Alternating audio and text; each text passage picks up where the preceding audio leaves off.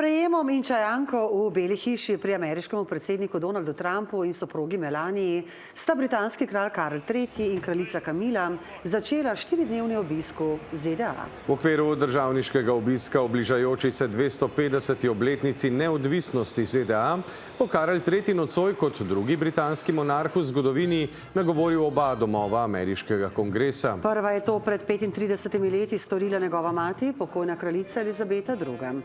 Obisk sovpada s časom spora med državama glede iranske vojne. This is really a big deal for the king. He follows in the ever-present footsteps of his mother and has to try to give a speech that will match the one she did in 1991. It stressed unity among the peoples of the United States and the United Kingdom. It stressed their common culture, and it stressed the long ties between the military and the governments of both countries.